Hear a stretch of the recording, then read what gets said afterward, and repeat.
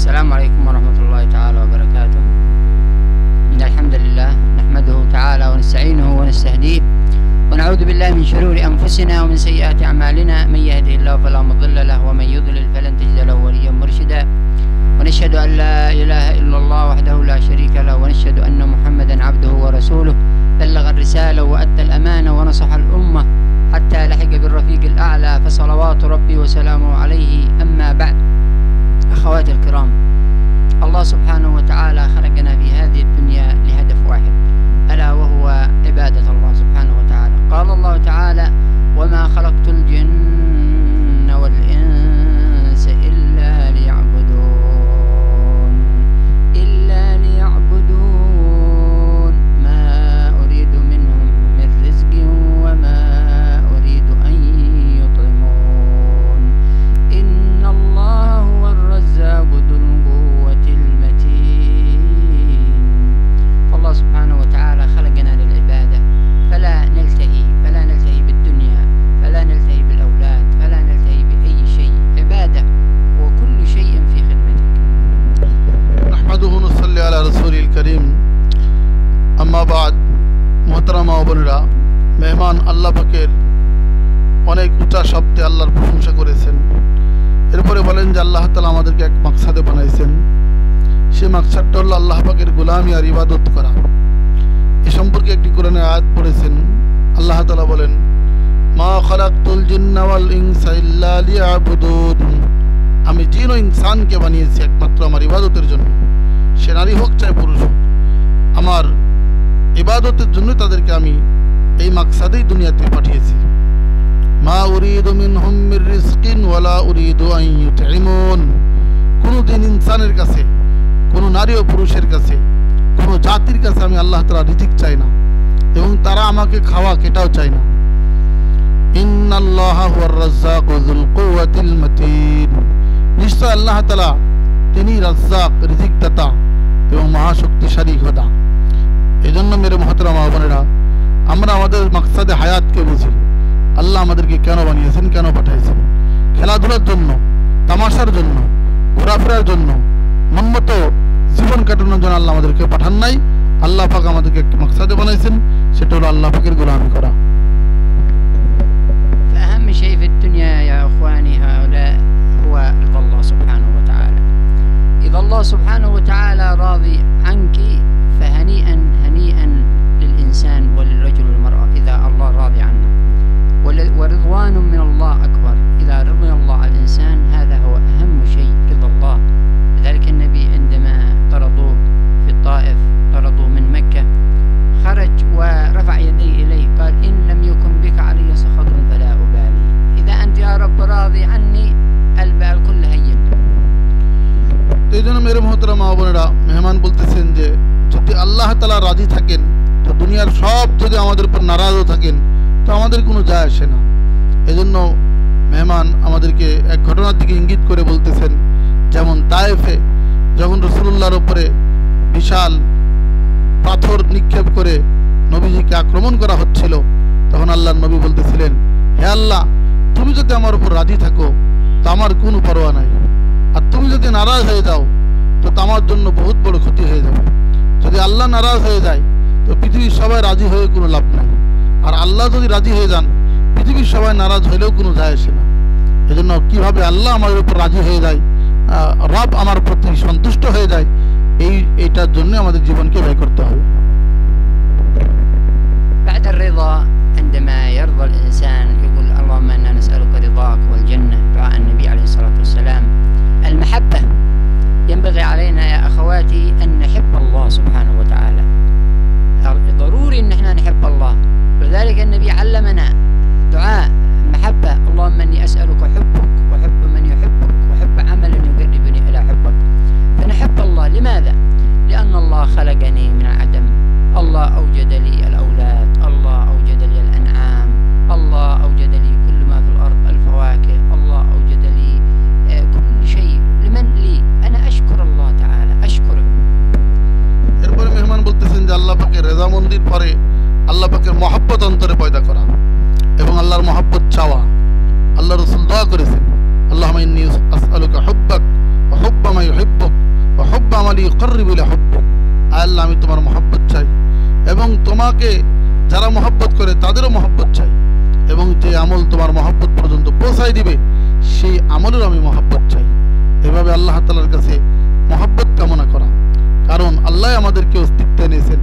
আমরা কেউ ছিলাম না, আছি, আবার থাকবো না। আমাদের অস্তিত্ব ছিল না, আমাদের এই গাড়ি বাড়ি টাকা পয়সা স্বামী সন্তান ছিল না, সব আল্লাহই দিয়েছেন। এই জন্য আল্লাহর মহব্বত কামনা করা। كذلك بعد أن نحب الله تعالى نحب نبينا محمد صلى الله عليه وسلم، حبيبنا وأستاذنا محمد صلى الله عليه وسلم، لأنه الذي أتى وأنقذ الأمة البشرية، أنقذنا من النار، أنقذنا الله تعالى به من النار. ذلك نحب النبي، نحب الله المرتبة الأولى. المرتبة الثانية أن نحب النبي عليه الصلاة والسلام. المرتبة الثالثة أن نحب المؤمنين محبة وندعو للمؤمنين. وكيف محبة النبي؟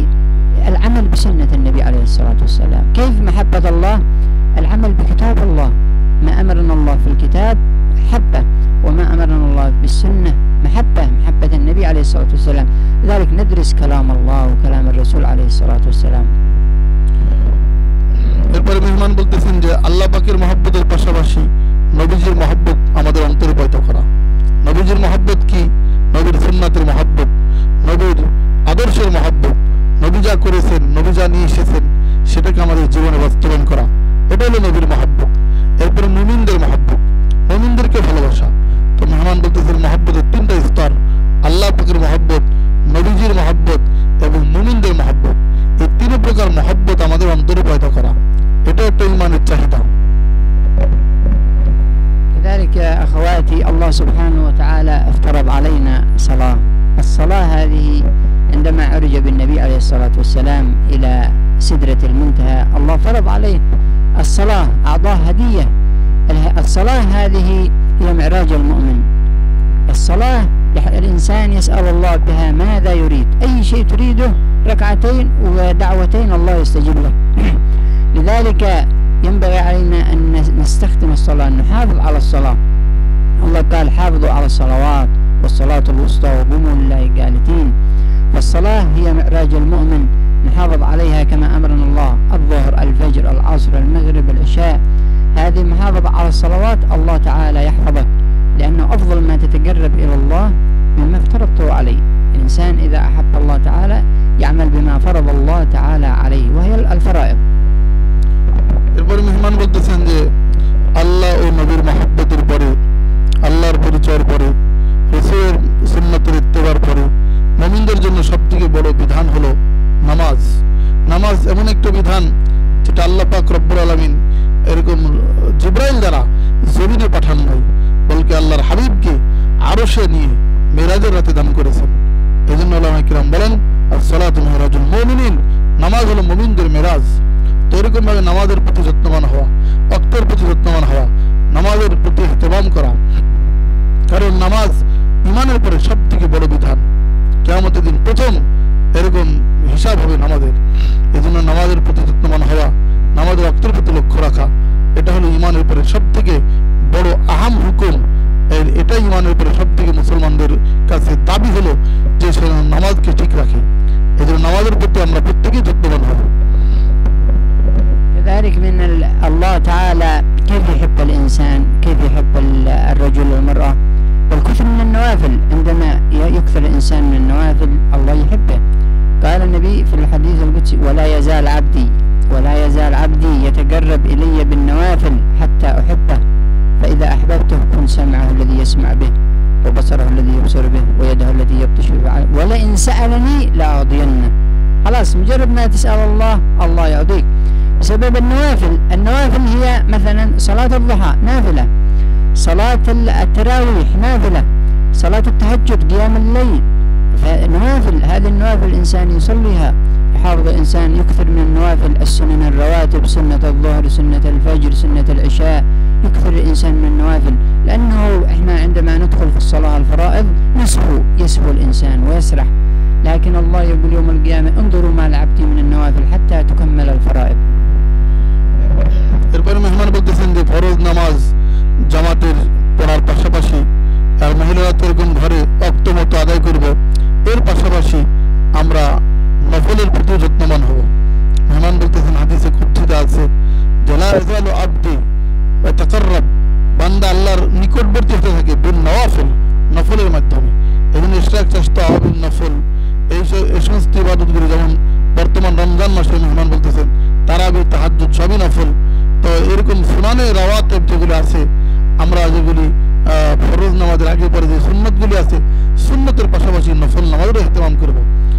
নফলের ইহতিমাম করব, আমরা এর দ্বারা আল্লাহর নিকটবর্তী হব, আল্লাহ পাকের নৈকট্য লাভ করব। আর আল্লাহ তাআলা বলেন যে আমি এরকম ভাবে বান্দার কান হয়ে যায়, চোখ হয়ে যায়, হাত হয়ে যায়, পা হয়ে যায়, তার নাক হয়ে যায়, তার এরকম প্রত্যেকটা অঙ্গের কথা উল্লেখ করেছেন। অর্থাৎ সে আল্লাহর চাহিদা অনুযায়ী দেখে, আল্লাহর চাহিদা অনুযায়ী বলে, আল্লাহর মানসা অনুযায়ী চলে, আল্লাহর মানসা অনুযায়ী ধরে। এজন্য আল্লাহ তাআলা বলেছেন যে আমি এরকম বান্দার হাত চোখ পা হয়ে যায় যদি সে নফলের মাধ্যমে আমার নৈকট্য লাভ করে।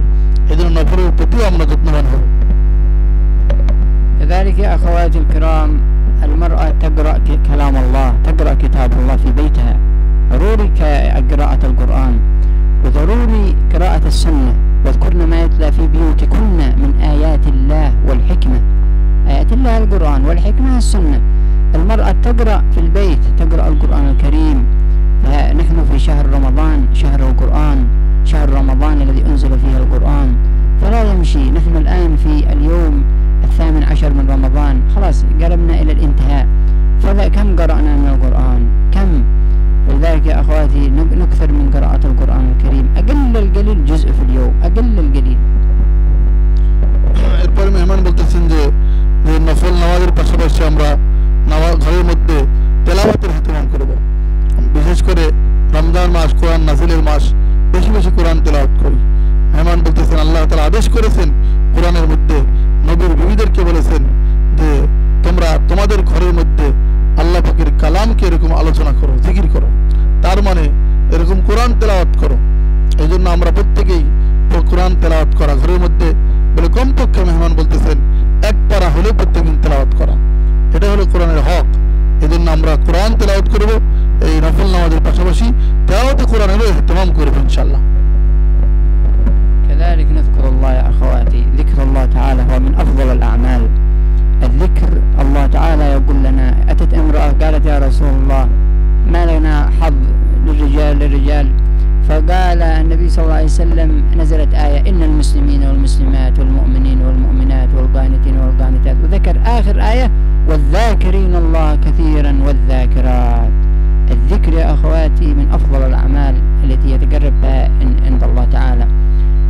سبق المفردون، قالوا ما المفردون يا رسول الله؟ قال الذاكرين الله كثيرا والذاكرات. فالذكر إنسان يذكر الله تعالى، يذكره في كل أحيانه، الاستغفار، التسبيح، التحميد، الدعاء، لا حول ولا قوة إلا بالله، الصلاة على النبي، سبحان الله، الحمد لله، لا إله إلا الله، الله أكبر. এরপরে মেহমান বলতেছেন যে এরকম ভাবে আমরা এরকম ভাবে তেলাওয়াতের পাশাপাশি জিকিরের ইহতিমাম করব, জিকরুল্লাহ, আল্লাহ পাকের স্মরণ, এই স্মরণের ইহতিমাম করব। মেহমান বলতেছে, এক মহিলা বলতেছে ইয়া রাসূলুল্লাহ এরকম পুরুষরা তো অনেক নেকি নিয়ে চলে গেল। তো এই সময় আল্লাহ রাসূল সাল্লাল্লাহু আলাইহি সাল্লাম এরকম এই আয়াত পড়ে শোনাচ্ছেন যে ইন্নাল মুসলিমিনা ওয়াল মুসলিমাত ওয়াল মুমিনিনা ওয়াল মুমিনাত ওয়াল কানিতিনা ওয়াল কানিতাত ওয়াস সাদিকিনা ওয়াস সাদিকাত ওয়াল খাশিয়িনা ওয়াল খাশিয়াত ওয়াল মুতাসাদ্দিকিনা ওয়াল মুতাসাদ্দিকাত ওয়াস সাইমিনা ওয়াস সাইমাত والذاكرين الله كثيرا والذاكرات والحافظين فروجهم والحافظات أعد الله لهم مغفرة وأجرا عظيما।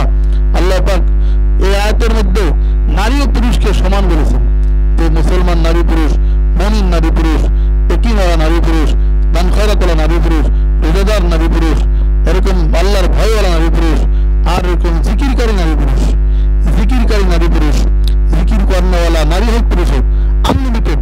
আল্লাহ পাক এখানে বলেছেন কাসীরা, মানে অনেক জিকির করানোওয়ালা, বেহাদ সীমাহীন জিকিরকারী নারী পুরুষ এবং আপন ইজ্জত আবরু হেফাজতকারী নারী পুরুষ আল্লাহ পাক তাদের জন্য মাগফিরাত এবং আজর আযীম রেখেছেন। অন্য হাদিসে এসেছে গরীব মুহাজিররা এসে বলল ইয়া রাসূলুল্লাহ সাবাকাল মুফাররিদুন, যারা এরকম ভাবে মুফাররিদ লোকেরা তারা আগে বেড়ে গেল। মুফাররিদ মানে ধনীরা। আল্লাহ রাসূল বললেন যে এরকম ভাবে তোমরা নামাজের পরে সুবহানাল্লাহ আলহামদুলিল্লাহ আকবার বলো, তাহলে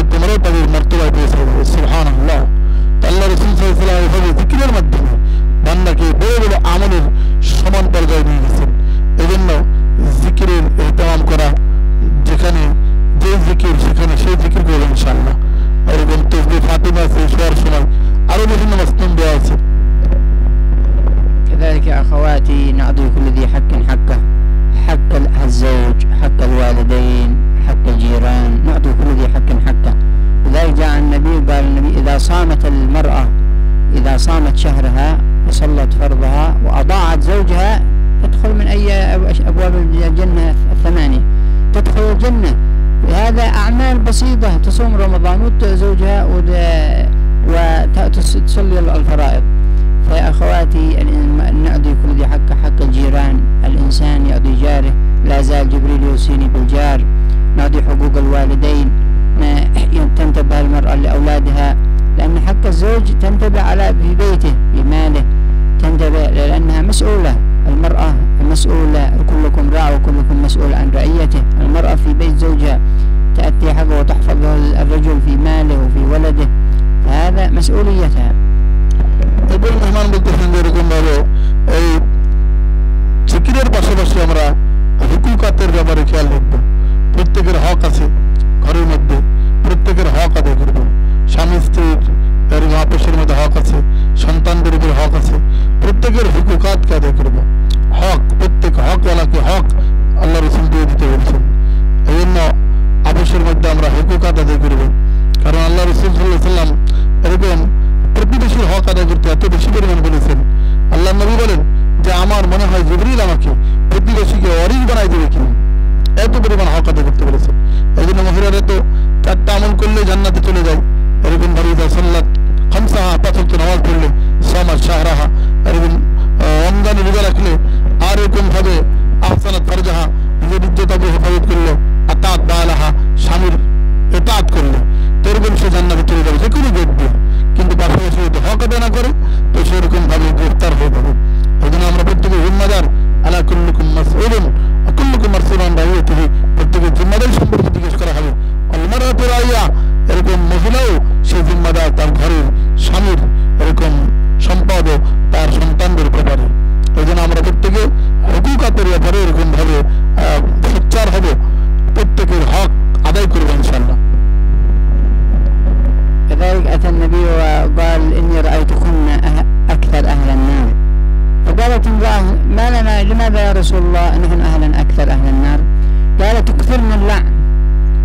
المرأة دائما تلعن أولادها، لا تلعن، تكثرن اللعن وتكفرن العشير. تكفرن العشير هي زوجها ينفق عليها، ينفق وهي تقول ما أعطيتنا شيء. لا، هذه تكون من أهل النار. المرأة تشكر زوجها على القليل على الكثير، تساعده في بيته.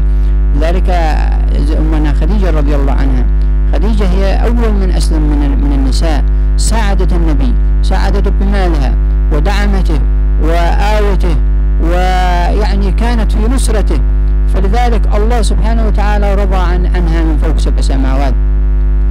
حتى نزل السلام من الله تعالى، نزل جبريل قال أقرئ خديجة السلام. الله، ما أجمل هذا السلام من الله تعالى لأمنا خديجة، للسيدة خديجة أول من أسلمت من النساء. هذه هي قدوتنا، تقتدي المرأة بأمنا خديجة رضي الله عنها التي ساندت الرسول وعاونته وحفظته، وكانت تاجرة، كانت غنية، حتى أنها يعني لم يبقى معها من المال شيء عندما حوصروا في شعب أبي طالب، حتى أن يعني نعلها كان تمزق النعل ولا يوجد نعل، وخلاص يعني بقت في موقف فرآها النبي بكى. فيا أخواتي احنا نقتدي بالصحابيات، ندرس حياة الصحابيات، هؤلاء النسوة التي رضي الله عنهن. এরপরে মেহমান বলতেছেন যে এখানে মহতরমা বোনেরা, এরপরে এরকম সবর ও শুকরের সাথে জীবনযাপন করা। মেহমান বলতেছেন যে আল্লাহ রাসূল সাল্লাল্লাহু আলাইহি ওয়াসাল্লাম মেরাজের রাতে নারীদের অধিক জাহান্নামে দেখে বলেছেন, হে মহিলারা তাসাদদাকনা, তোমরা দান করো, মাশাআল্লাহ নিসা, তোমরা দান করো, ফাইন রিতুকুন্না আকসারাহিন নার, তোমাদের অধিকাংশ জাহান্নামে দেখেছি। তো মহিলা জিজ্ঞেস করেছে এক মহিলা, ইয়া রাসূলুল্লাহ বিমা ইয়া রাসূলুল্লাহ, কি দোষ আমাদের? তো নবী বলেছেন তাকফুরনাল আশির তুকসিরনাল লানা, তোমরা অভিশাপ দাও, লানত দাও, আর তোমরা স্বামী নাফরমানি করো, এই জন্য তোমাদেরকে অধিক জাহান্নামে দেখেছি। তো এটা আমাদের স্বভাবজাত, এর জন্য এরকম দান খয়রাতের মাধ্যমে এই স্বভাব থেকে এরকম পরিত্রাণ পাওয়া আর এরকম শুকরিয়ার সাথে জীবনযাপন করা। এরপর মেহমান বলতেছেন দিনের জন্য এরকম হযরত আম্মাজান খাদিজা রাদিয়াল্লাহু আনহা কি পরিমাণ ব্যয় করেছেন। আর ধনী মহিলা ছিলেন, অথচ সমস্ত সম্পদ নবীর জন্য, দিনের জন্য, এরকম ইসলামের জন্য ব্যয় করেছেন। আল্লাহ তাআলা খুশি হয়ে জান্নাত থেকে, আসমান থেকে, আরশ থেকে সালাম পাঠাইছেন জিবরাইলের মাধ্যমে। এই জন্য রাসূল সাল্লাল্লাহু আলাইহি ওয়াসাল্লামের এই সাহাবায়ে কেরামদের আদর্শ আমাদের জীবনে বাস্তবায়ন করা। আম্মা খাদিজাতুল কুবরা রাদিয়াল্লাহু আনহা এরকম ভাবে কবরেও রাসূল তাকে একা ছাড়েন,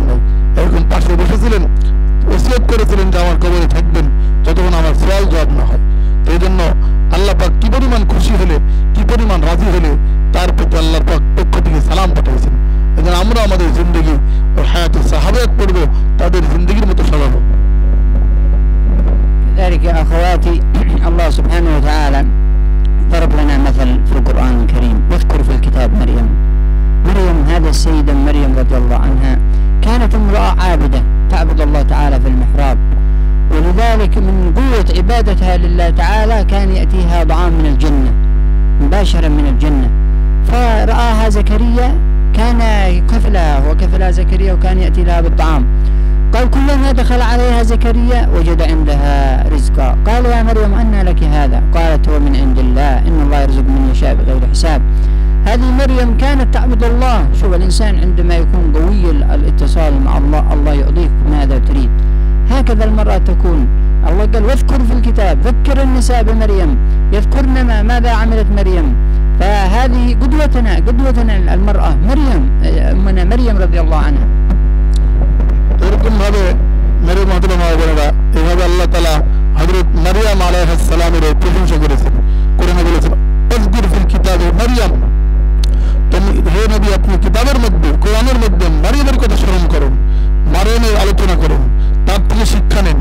মানে সে কিভাবে রবকে রাজি করেছিলেন, নির্জন মেহরাবের মধ্যে ইবাদত করতেন, আল্লাহ পাক রাজি হয়ে বেমৌসুমে জান্নাত থেকে ফল পাঠিয়ে দিতেন। আর এরকম ভাবে তার খালু তাকে জিজ্ঞেস করতো আন্না লাকি হাযা ক্বালাত হুয়া মিন ইনদিল্লাহ, কোথায় তুমি এই ফল পাইলা? তিনি বলতেন আল্লাহর পক্ষ থেকে এসেছে। তো কি পরিমাণ আল্লাহ তাআলাকে রাজি করার কারণে আল্লাহ পাক দুনিয়াতে বসায় জান্নাতের ফল খাওয়াইছেন। সুবহানাল্লাহ। কোরআনে আল্লাহ তাআলা উদাহরণ দিয়েছেন তারাবাল্লাহু মাসালান লিল্লাযিনা আমানু, মুমিনদের জন্য উদাহরণ দিয়েছেন ইমরাত ফিরাউনের স্ত্রীকে, আর হচ্ছে মারইয়াম ইবনাত ইমরানের কন্যা মারইয়ামকে আল্লাহ উদাহরণ দিয়েছেন মুমিনদের জন্য।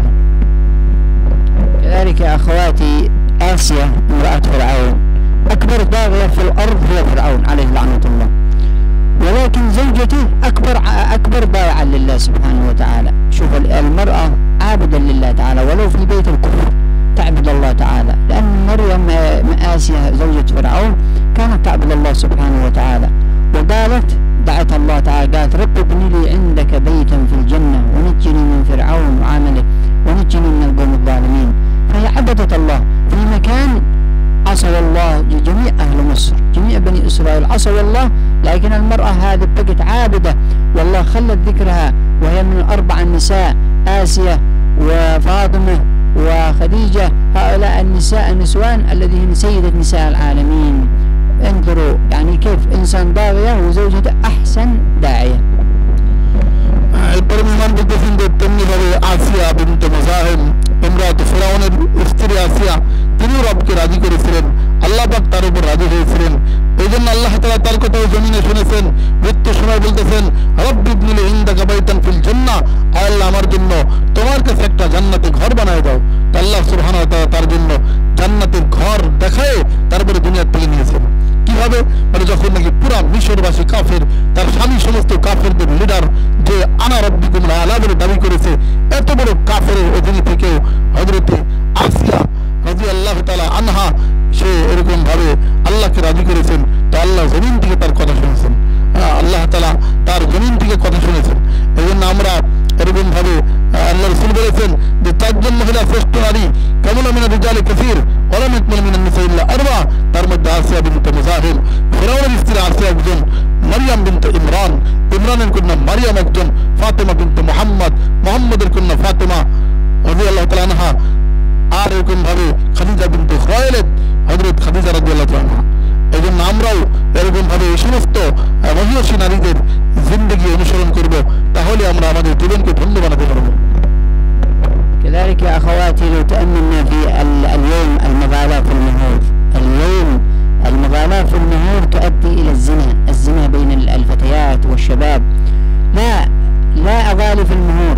النبي أفضل امرأة في الأرض هي السيدة فاطمة بنت النبي عليه الصلاة والسلام. زوجها النبي من علي بن أبي طالب رضي الله عنه خاتم من حديد، ليس ذهب وليس فضة، حديد، خاتم من حديد. وقال علي ما معك؟ قال لا يوجد معي أي شيء، معي درعي الحضمية وهذا السيف خذهم. فزوجها النبي عليه الصلاة والسلام ببساطة. فنحن هذه الأيام نحن تكليف الإنسان نفسه ومغالاة في المهور، والمرأة تريد كذا وتريد ملابس كثيرة وتريد أشياء وتريد. لماذا هذا التكلف؟ لا تكلف. أدرس أفضل نساء العالمين، فاطمة قدوتي، لا أكلف على نفسي ولا أكلف زوجي ولا أكلف أنسابي ولا يعني شيء بسيط. أهم شيء هو التحصن، تتحصن المرأة بالزوج. فلذا إذا النبي قال إذا لم تفعلوا تكون فتنة وفساد كبير في الأرض.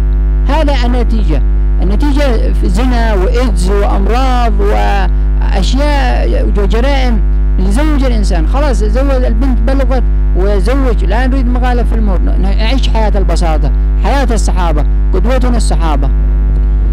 এরপরে মেহমান বলতেছেন যে আমাদের দেশে আরেকটি সমস্যা হলো যে আমরা মেয়েদেরকে এরকম বালিগ হওয়ার সাথে সাথে বিবাহ দিই না, আর বালিগ হওয়ার পরে বিবাহ না দেওয়া আর দেরিতে বিবাহ দেওয়া। আরেকটা সমস্যা হলো দেরিতে বিয়ের পরেও এরকম ভাবে অনেক বড় অঙ্কের মোহর দেওয়া। মেহমান বলতেছেন যে বড় অঙ্কের মোহর নির্ধারণ করা এটা সমাজকে জিনার দিকে নিয়ে যাচ্ছে। এই জন্য বড় মোহরের দরকার নাই, বালেগা হয়ে গেলে অল্প মোহরেই এরকম বিবাহ দিয়ে দিতে হবে, তাহলে এরকম সমাজ থেকে জিনা দূর হয়ে যাবে। আর এরকম ভাবে সমাজ থেকে নারীদের এরকম সম্মান ইজ্জত যে নষ্ট হয়ে যাচ্ছে এটা আবার পুনরুদ্ধার হবে, পুনরায় ফিরে আসবে। এই জন্য মেহমান বলতেছেন যে রসুলুল্লাহর স্ত্রী এবং রসুলুল্লাহর সন্তানদেরকে, মেয়েদেরকে এবং নবীর জামানায় সাহাবায়ে কেরামদের এরকম মহিলাদেরকে কিভাবে বিবাহ দেওয়া হতো আমরা হায়াতুস সাহাবার থেকে পড়ি, তাহলে এখান থেকে আমাদের জিন্দেগি নেওয়া হবে। সেখান থেকে আমরা শিক্ষা পাবো যে তারা কিভাবে কোনো সাহাবীকে এরকম কোরআন শরীফ পারে এই জন্য বিবাহ দিয়ে দিয়েছেন, কোনো সাহাবাকে লোহার আংটির বিনিময়ে বিবাহ দিয়ে দিয়েছেন। এইভাবে আল্লাহ রাসূল সাল্লাল্লাহু আলাইহি ওয়াসাল্লাম বিয়েকে সহজ করেছিলেন, মোহর সহজ করেছিলেন, যার জন্য এরকম ভাবে জিনা বিদরিত হয়েছিল। এই জন্য সমাজ থেকেও যদি আমরা বিয়েকে সহজ করি, মোহরকে সহজ করি, তো জিনা এরকম দূর হয়ে যাবে। আর এরকম মহতারাম বোনেরা, মা বোনদের এই অবাধ চলাফেরা, এই যে উনি বলতেছেন যে হাটে বাজারে এরকম ভাবে একাকী চলাফেরা, এটা এরকম ভাবে তখন বন্ধ হবে। মাহরাম পুরুষরা তাদের দায়িত্ব নিবে, তো এরকম তাদের অবাধ একা একা এরকম বাজার ঘাট করে বেড়ানো, রাস্তাঘাটে চলাফেরা, এটা অনেক বড় শরীয়তের লঙ্ঘনীয় কাজ, এটা তখন বন্ধ হয়ে যাবে। أخيرا يا أخواتي، ضروري أن احنا المرأة والرجال يعملون بالإخلاص، تكون أعمالنا خالصة لله سبحانه وتعالى. إذا لم تكن خالصة الله لا يقبلها. الله تعالى قال وما أمروا إلا ليعبدوا الله مخلصين له الدين. وقال الله تعالى في سورة الملك ليبلوكم أيكم أحسن عملا. أحسن عمل قال المفسرون أصوبه على كتاب الله وعلى سنة النبي عليه الصلاة والسلام، خالص وعلى السنة، الإخلاص والسنة، فهذا هو أحسن عمل.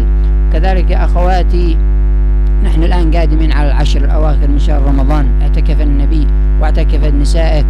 المرأة نقوم ليلة القدر، هذه الليالي مباركة الدعاء فيها مستجاب. إذا أتت العشر النبي شد المئزر وأيقظ أهله وأحيا الليل بالقرآن بالدعاء. ليلة القدر خير من 1000 شهر. استغلنا، هذه هي جائزة السنة نضيعها، والله إنها حسرة عندما إنسان ينام في ليلة القدر. ليلة القدر خير من 1000 شهر. ننتبه يا أخواتي، النوم ننام في الصباح، نقرأ القرآن، نذكر الله، نسبح، نبكي بين يدي الله، ندعو. الدعاء مستجاب في ليلة القدر، ليلة عظيمة هي جائزة السنة، ندعو الله تعالى فيها، ندعو للأمة وللمسلمين وللمسلمات. كذلك أخواتي نخرج في سبيل الله، تخرج المرأة مع زوجها وتخرج تبلغ الدين كما خرجين الصحابيات رضي الله عنهن، كانن يخرجن مع النبي وبلغين الدين. فنسأل الله أن يوفقنا ووفقكم للخروج وصيام بقية شهر رمضان. এরপরে মেহমান বলতেছেন যে মহতরমা জনাব, এরপরে আমরা প্রত্যেকটা কাজ করবো ইখলাসের সাথে। ইখলাস ছাড়া কোনো আমলের দাম আল্লাহর কাছে নাই। মুখলিসিন লাহুদ্দিন ওমা উমিরু ইল্লা লিয়াবুদুল্লাহ মুখলিসিন লাহুদ্দিন। আল্লাহ তাআলা বলেন তারা যেন বান্দাদের ইবাদত করে ইখলাসের সাথে, আর ইখলাস ছাড়া কোনো আমল আল্লাহর কাছে গ্রহণযোগ্য হবে না। সূরা মুলকের মধ্যে আল্লাহ তাআলা বলেন যেরকম ভাবে আল্লাহ তাআলা আমাদেরকে যে হায়াত দিয়েছেন আর মওত দিয়েছেন, এটা কেন দিয়েছেন? লিয়াবলুয়াকুম আইয়ুকুম আহসানু আমালা, যাতে করে তোমাদের কে সুন্দর আমল করে এটা আল্লাহ দেখতে পান। আর মুফাসসিরে কেরাম সুন্দর আমলের ব্যাখ্যা করেছেন যে আমলটা আল্লাহর জন্য হবে, নবীর তরিকা অনুযায়ী হবে, সেটা হলো সুন্দর আমল। আর সেই আমলটা আল্লাহর জন্য হয়, সেটা হলো ইখলাসওয়ালা আমল। এই জন্য ইখলাসওয়ালা আমল আল্লাহ কবুল করবেন। এছাড়া কোনো আমলকে আল্লাহ পাক গ্রহণ করবেন না। এরপরে মেহমান বলতেছেন যে সামনে আমাদের এই যে রমজানের শেষ দশক আসতেছে, এটা অনেক বড় গনিমত, গোল্ডেন চান্স মনে করবো। এটাতে আল্লাহ রসুল যেমন ইতিকাফ থাকতেন এবং সমস্ত বিবিদেরকে ইতিকাফ রাখতেন, তারাও ইতিকাফ থাকতেন, তো আমরাও ঘরের মধ্যে মহিলারা মস্তরাতে ইতিকাফ থাকবো, পুরুষরা মসজিদে ইতিকাফ থাকবো, আমরা ঘরের মধ্যে ইতিকাফ থাকবো। ইতিকাফের মাধ্যমে তেলাওয়াত তাসবিহাত হবে, অনেক ইবাদত হবে, বন্দেগী হবে, নবীর স্ত্রীদের অনুসরণ হবে, আর এরকমভাবে কদরের রাত্রি পাওয়া যাবে। যেহেতু কদরের রাত্রি শেষ বিজয় রাত্রিতে, আর আল্লাহ রসুল বলেন যে ব্যক্তি কদরের রাত্রি পাইলো, এরকম ভাবে ইমানের সাথে ইহতিসাবের সাথে ইবাদত করলো, আল্লাহ তার পিছনে সমস্ত সগীরা গুনাহ মাফ করে দিবেন। এই জন্য রমজান থেকে বঞ্চিত, কদর থেকে বঞ্চিত ওই ব্যক্তি হয় যার কপাল পোড়া এবং বদনসিব হয়। যে এই জন্য আমরা এই রমজানের সেই দশককে অনেক গনিমত মনে করি, এটাকে ইবাদতের মাধ্যমে কাটাই, ইতিকাফের মাধ্যমে, তেলাওয়াতের মাধ্যমে, তাহাজ্জুদ ও কিয়ামুল লাইলের মাধ্যমে কাটাই। আর এরকম ভাবে রমজানের মধ্যে আল্লাহ রাস্তায় বের হওয়া অনেক বড় সফর, অনেক বড় সওয়াবের বিষয়। এই জন্য রমজানের এই সময়টাকে আমরা এরকম আল্লাহ রাস্তায় যদি পারি এর মধ্যে আমরা বের হব, না হলে এরকম রমজান পরে হলেও আমরা এরকম মাহরাম পুরুষের সাথে আল্লাহ রাস্তায় বের হবো ইনশাআল্লাহ। আল্লাহ পাক আমাদেরকে তৌফিক দান করেন। ও আখির দাওয়ানা আনিল হামদুলিল্লাহি রাব্বিল আলামিন।